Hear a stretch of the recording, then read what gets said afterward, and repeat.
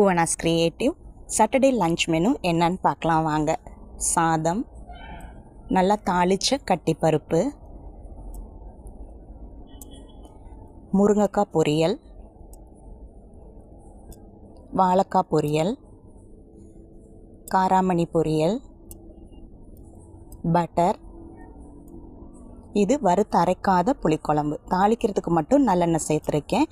முருங்கைக்காய், கிழங்கு, சின்ன வெங்காயம், வெள்ளைப்பூடு, தக்காளி, இதையும் தாண்டி சின்ன பீஸ் கேரட் இருந்தது. ஸோ கேரட் 2 துண்டு, வெண்டைக்காய் எல்லாமே சேர்த்து செஞ்சது.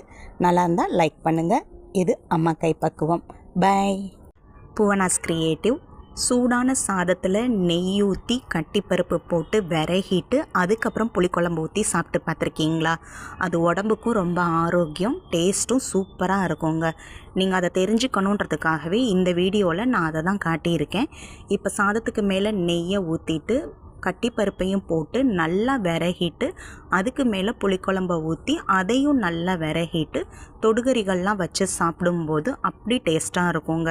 இது மாதிரி நீங்கள் ட்ரை பண்ணியிருந்தால் ஓகே, ட்ரை பண்ணாட்டி கண்டிப்பாக ட்ரை பண்ணிவிட்டு எப்படி இருக்குன்னு என்னோட கமெண்ட்டில் பேசுங்க.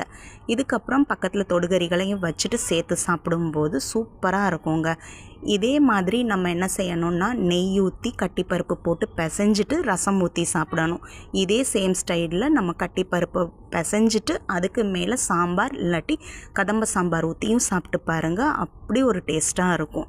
பொதுவாக எங்கள் அப்பா என்ன செய்வாங்கன்னு சொன்னால், நாங்கள் சின்ன பிள்ளைலாம் இருக்கும்போது பக்கத்தில் கூப்பிட்டு உட்கார வச்சுட்டு அவங்க கீழே சமணங்குட்டி உட்காந்து சாதத்தில் நெய் ஊற்றி கட்டிப்பருப்பு போட்டு நல்லா விரகிட்டு அதை அதுக்கு மேலே ஒரு கிணறே வெட்டிடுவாங்க.